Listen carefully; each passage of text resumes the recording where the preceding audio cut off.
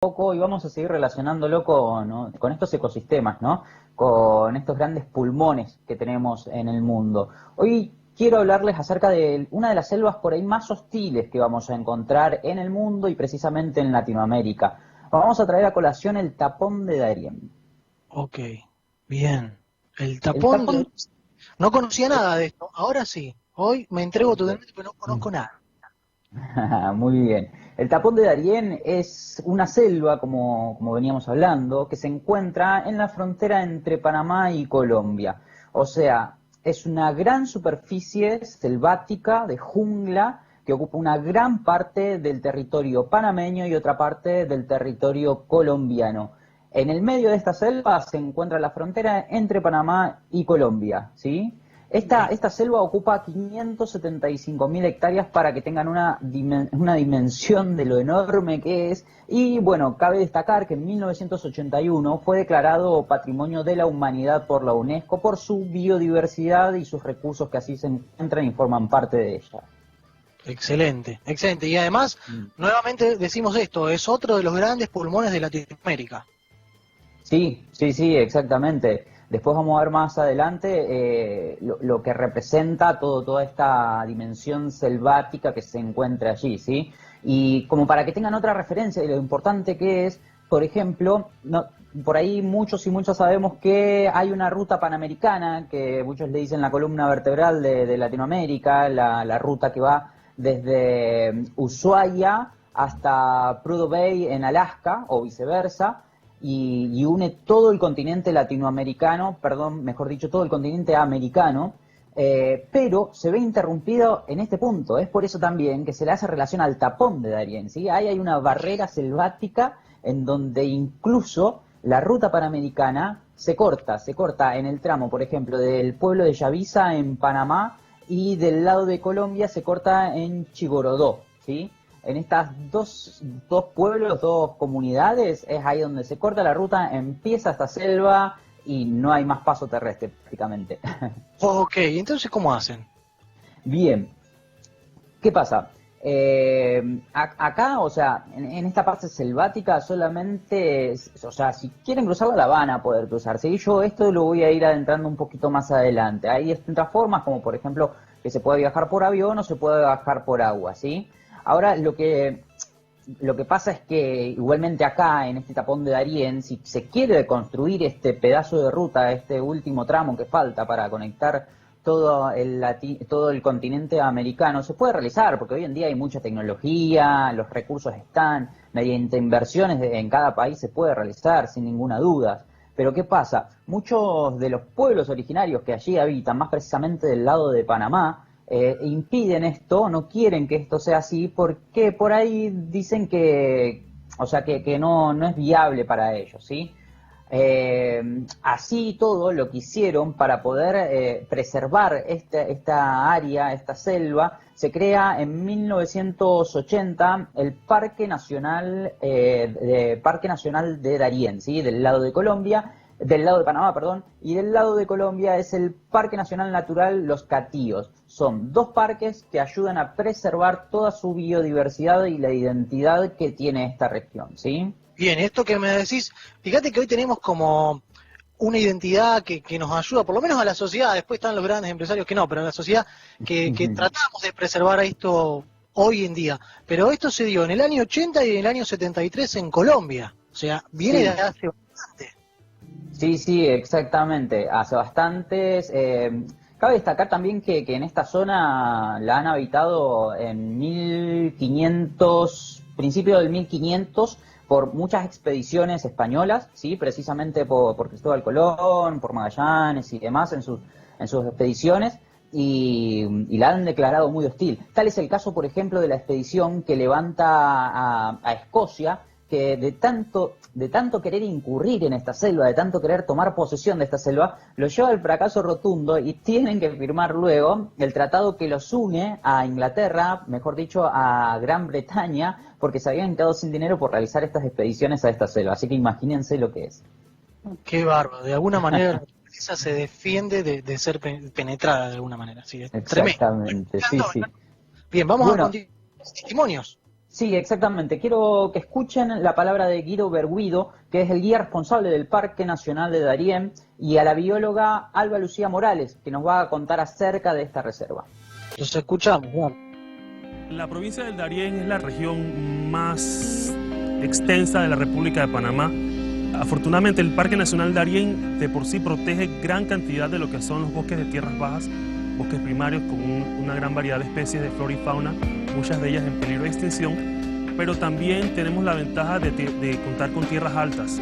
Estas montañas que sobrepasan los 1000 metros de altura conservan elementos o ambientes naturales únicos en el planeta. Ahora, al estar aislados, porque son macizos montañosos que han estado aislados de estas áreas templadas del mundo, han sido como islas biológicas que han permitido la evolución de las especies por su cuenta. Existen muchas especies que no se han descubierto. Hay varios profesores que han trabajado con el inventario de ranas de esta parte del Chocó y de esta parte de Darién, y ellos cada vez que salen a campo encuentran especies nuevas. Mirá qué interesante esto, Dami, que hablábamos debido a estas cadenas montañesas que aparecen de alguna manera y las diferencias que hay en el relieve de esta zona, ¿cómo lo explicaban ellos? Después capaz que vos me explicás mucho mejor. Aparecen nuevas especies o especies que han ido evolucionando aisladas de los demás. Sí, totalmente. Al ser una selva impenetrable, de una inmensidad que no se puede investigar a fondo porque es inmensa y no hay un acceso bien hecho, digamos, las especies se van encontrando a medida que van descubriendo nuevo territorio ahí dentro de esa selva, es como dice la bióloga, ¿verdad? Entonces se van descubriendo nuevas especies de ranas, nuevas especies de cualquier tipo de anfibio, de reptiles incluso, pero es inmenso. Y esto que destaca también Guido Berguido, que es la parte de la cadena montañosa, que es inmensa y también es muy difícil de llegar ahí, y uno vaya a saber qué distintas especies hay ahí también. Bien. Continuamos porque ahora lo que sigue tiene que ver también con esta disputa que parecía con la Panamericana, con las formas de ingreso. Quiero que me cuentes todo. Exactamente, sí, porque como decíamos, si bien hoy en día se puede lograr esta conectividad de la Panamericana en su totalidad, varias comunas indígenas o de pueblos originarios impiden que esto sea así, ya que desconfían de la integración con el resto de la sociedad para no perder sus costumbres ancestrales, ¿sí? Por ejemplo, podemos destacar fácil del lado de Panamá, hay las comunidades de Gunayala, la comunidad Madugandí, Huargandí y Emberago Uguán, que son las más representativas de esa zona, de la zona de Darién, y son las que más se impiden a que esto sea posible, ¿sí? Yo ahora lo que les invito a escuchar es el testimonio de Lorencita, que es la representante de la comunidad de Gunayala, que nos va a contar un poco de por qué ellos se impiden. Dale, la escuchamos. No estoy de acuerdo que abre el tapón del Darién, porque va a perder todas mis comidas, como que dice la gente. Son los animales, los árboles, los medicinales, porque eso viene con toda la gente cuando abre el tapón de Darién. Me siento emocionada, me siento orgullosa por ser cuna. Yo no quiero matar mi cultura. Muy claro, lo que dijo, lo dejó totalmente claro, que se intrometan de alguna manera esta cuestión tecnológica para acercar a estos países, atentaría directamente contra la biodiversidad, contra su casa, contra su comida, contra su vida.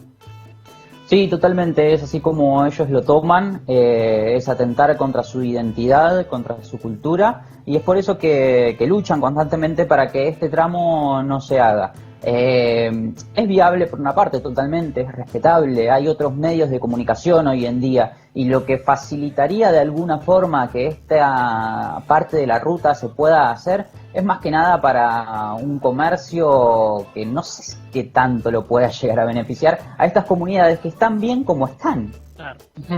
Claro.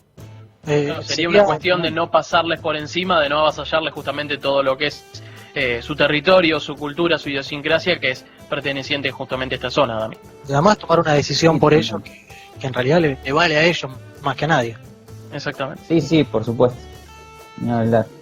Bien, Dampi, ahora bien, consultarte quiero... Sí, decime. eso, justamente, bueno, justamente a la hora de no tener justamente un camino por esta zona, ¿cómo son las alternativas para aquel que quiere turistear y quiere justamente seguir este camino? ¿Cómo tiene que hacer? Bien. Cuando uno llega al tapón de Darién, ya sea desde la parte de Panamá o la parte de Colombia, lo más preciso es ir en barco o en avión, ¿sí? El boleto aéreo, uno sale desde la ciudad de Panamá, no va a ir hasta el tapón precisamente, que está a varios kilómetros, sale directamente de la ciudad de Panamá y puede cruzar a Colombia a cualquiera de las otras ciudades. Muchos lo hacen directamente a Barranquilla, que es la ciudad que está en la costa caribeña, ¿sí?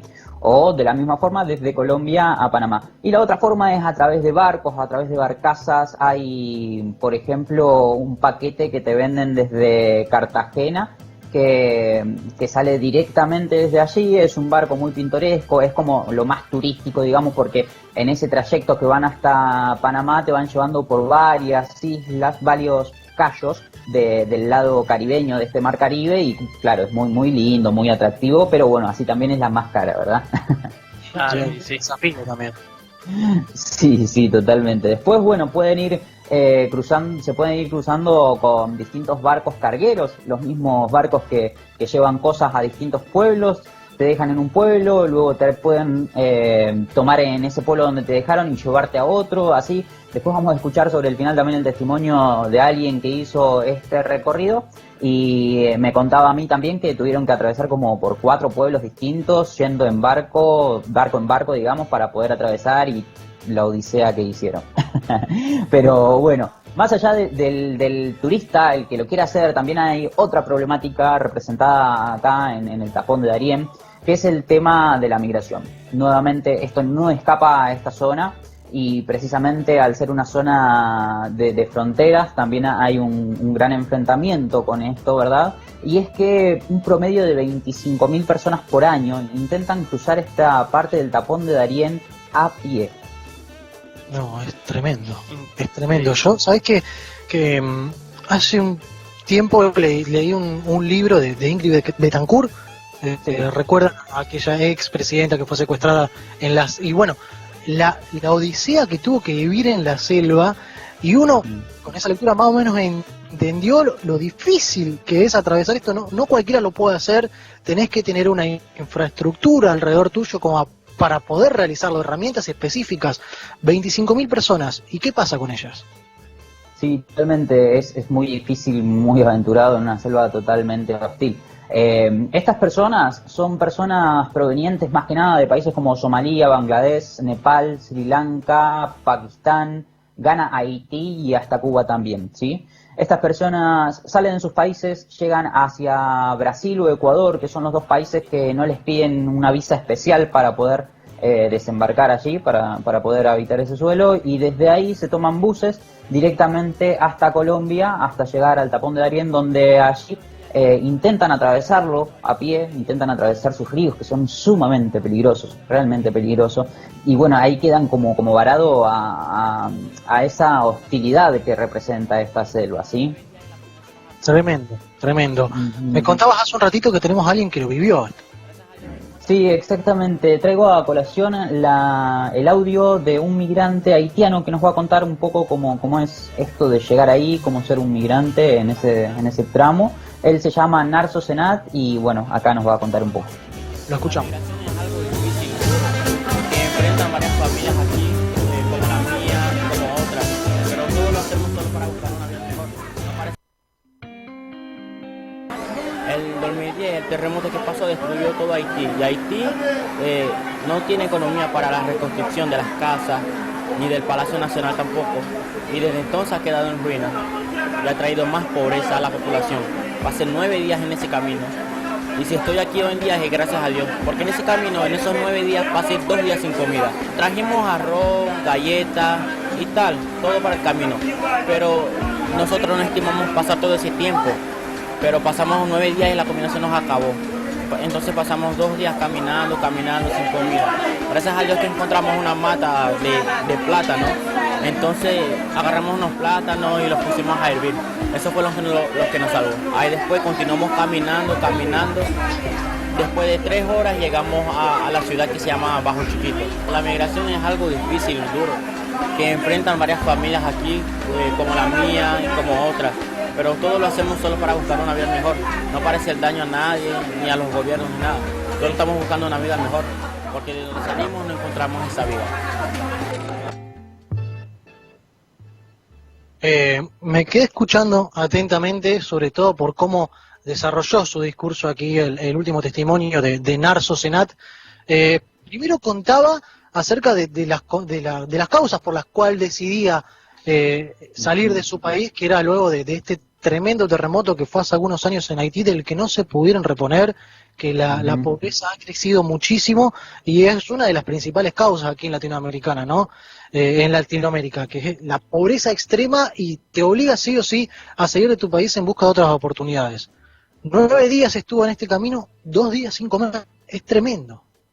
Sí, totalmente. Por ahí muchos migrantes llegan e inconscientemente tal vez piensan que lo pueden atravesar muy fácil en 1 o 2 días, pero la verdad que muchos terminan relatando que es una selva totalmente hostil, en donde pasa esto, que se terminan perdiendo y bueno, pasan días y en este caso, por ejemplo, como relataba Narso, que nos contaba, no les alcanza la comida. Y gracias que encontró ahí una planta de plátanos que pudo alimentarse, ¿verdad? Porque si no, vaya a saber cuántos días más estaban sin comer y lo que le podría llegar a pasar. A raíz de esto también lo que hacen los migrantes es contratar a guías, ¿sí? Aquí se genera un comercio totalmente ilegal, ¿sí? De estos guías que los llevan a través de la isla, muchos los hacen cruzar. Primero los engañan diciéndoles que los van a cruzar solamente en un día, que eso es imposible, cruzar esa isla, esa selva en un día es imposible. Y bueno, y los van guiando. Luego no tienen que escapar también a esta contrariedad de que contratan a un guía por ciertos dólares, ¿verdad? Y luego el guía a mitad de camino los abandona, porque también eso es lo que les puede llegar a pasar, realmente lamentable. Hay otros guías también que los acompañan, que he escuchado relatos en donde llegan a la ciudad de Yavisa, al pueblo de Yavisa, del lado de Panamá, saliendo desde Colombia, en donde los llegan a cruzar y esos son los que arreglan con las pandillas de narcotraficantes que también se encuentran aquí, es otra temática también a desarrollar dentro del Tapón de Darién, para que si ves que van solos estas pandillas de narcotraficantes, no los maten directamente o no les hagan daño o no los secuestren, ¿sí? Y como les decía, no se escapa esta parte de las pandillas narcotraficantes que se van a encontrar acá en el Tapón de Darién, ya que cuando la patrulla fronteriza de Panamá incrementa su cuidado a través de los ríos, van desplazando todo el menudeo de narcotráfico por tierra, ¿sí? Entonces esto hace que se incremente por ese lado y que sea más hostil todavía esta parte de la selva. No pueden pasar por agua, no pueden pasar por tierra, es un desafío, la verdad que parece imposible. Muchos lo logran, pero parece imposible. Sí, totalmente, y no cabe destacar obviamente que cruzar esta selva y después estos migrantes intentan llegar hasta Canadá para conseguir refugio. Entonces todavía les queda atravesar todo Centroamérica y poder cruzar la frontera de México con Estados Unidos, que ya hemos hablado que es muy difícil. Sí. Muy complicado, muy complicado. Bien, Dami, vamos a seguir porque, bueno, esta historia, uno dice, bueno, no quiero que llegue a su fin porque va conociendo esta selva y todas las historias que hay por dentro, pero bueno, tenemos que continuar el tiempo. Exactamente, sí. A colación de esto, bueno, quiero destacar también, hay que destacar que se han hecho muchas expediciones. Hay varios documentales hoy también que estaban hablando un poco de los documentales acerca de quienes han podido cruzar por esta selva, ¿sí? Hay que destacar en 2 ocasiones que son como las más representativas, si bien ha habido otras oportunidades, la de Reina Torres de Arauz y su esposo Amado Arauz. Él es cartógrafo, ella es antropóloga, que en 1960 a bordo de una Land Rover pudieron atravesar esta selva totalmente aventurados, todo por tierra, y lo hicieron, escuchen esta cifra, en 5 meses, a razón de 200 metros por hora. No, pero ¿cómo hicieron? ¿Hay forma? ¿Hay algún camino? ¿Ellos fueron creando el camino? ¿Cómo hicieron? Ellos fueron generando el camino, sí, sí, a medida que iban avanzando, iban sacando las matas, las ramas, iban talando para que esa Land Rover que había estado equipada pueda atravesar y también poder atravesar estos ríos. Lo han hecho en una época también en donde la crecida de estos ríos no era tan significativa, pero sin embargo sigue siendo un poco peligroso esa parte. No Bueno, olvídate. estamos hablando de que era un cartógrafo y una antropóloga, ¿quién mejor como para hacer este camino? Justamente. Sí, totalmente, sí, sí, venían bien preparados, años de estudios. Hay que destacar también que Reina Torres de Arauz, una persona brillante, si quieren pueden investigar sobre ella, es muy, muy llamativo. Ha estado estudiando en la Universidad de Buenos Aires cuando se recibió y es muy, muy lindo también averiguar sobre esa persona. Bien, bien. Bueno, tenemos el ejemplo de esta pareja. Hay otros personajes también históricos que lograron atravesarla. Sí, el otro es un motociclista noruego que se llama Helge Pedersen, que en 1981 también lo logró hacer a bordo de su motocicleta. Este muchacho es también conocido, tiene algún que otro documental, tiene un libro muy importante de él también que ha relatado con sus aventuras a través del mundo, en donde lo hacía a través de su motocicleta. Y bueno, como decía, en 1981 pudo atravesar esta selva de Darién por tierra, consiguiendo así esta hazaña. Bien, bien, bueno, estos deben ser los más representativos, imagino que hay otros. Sí, hubo otros en donde también lograron atravesarlo, pero ¿qué pasa? También en algunas partes no lo hicieron todo por tierra, sino que han atravesado algunos ríos en canoas o en pequeños botes, llevando sus medios de traslado, así sean autos o motos, entonces por ahí lo han podido hacer. Pero bueno, como decía, estos dos son los más representativos. Ahora bien, para cerrar un poco esta columna, yo les traigo a colación el audio, el testimonio de Alberto Salas, quien hizo este recorrido, hizo un recorrido desde Argentina hasta México, lo hizo en moto con su pareja y su perro Otto, y bueno, él nos va a contar cómo fue su experiencia cuando llegaron al tapón de Darién. Bueno, te cuento un poco nuestra experiencia por el tapón del Darién. Cuando planeamos el viaje ya sabíamos que ese era el único impedimento terrestre, digamos, para recorrer América Latina completa, así que bueno, ya teníamos varias opciones vistas, pero bueno, al llegar ahí todo cambia. Así que bueno, había 2 o 3 opciones y nosotros, como viajábamos 2 personas con la moto, el remolque y nuestro perro, se complicaba pasar en avión o en velero, así que decidimos hacerlo por turbo en distintos barcos comerciales que van repartiendo cosas por las islas de los Unayala. Y bueno, la verdad que fue una experiencia increíble, pasó de todo, no nos dejaban entrar al perro a Panamá por agua, que era algo que no sabíamos, y nada, fue una experiencia súper buena. La verdad que de ser un impedimento terminó siendo una aventura, pero bueno, que no sé si la quisiéramos repetir. De hecho, a la vuelta, cuando nos tocó volver, mandamos la moto en un contenedor y pasamos en avión. Bueno, ya uno se ríe porque no pasaron las cuestiones catastróficas que han tenido otros personajes de los que estuvimos hablando. ¿Cómo no va a dejar pasar al perro, maestro? Si no lo molesta a nadie. No, la verdad que como experiencia propia y experiencia de viajeros y viajeras que he conocido, las fronteras de Panamá son realmente difíciles, son jodidas, y la gente que está ahí no es muy... Está bien, es una persona fronteriza, es policía fronteriza, no tiene que ser muy amable, digamos, no lo van a hacer en ninguna parte. Pero la de Panamá es particular, es bastante más estricta. Mirá qué dato que nos tiras acá, Dami, porque bueno, uno que no conoce piensa que es como en todos lados, o que por lo menos es como en Argentina, que deja mucho que desear, así que allá en Panamá es otra cosa, tienen un trato más duro, son más complicados. Sí, totalmente, son mucho más estrictos que en otras fronteras.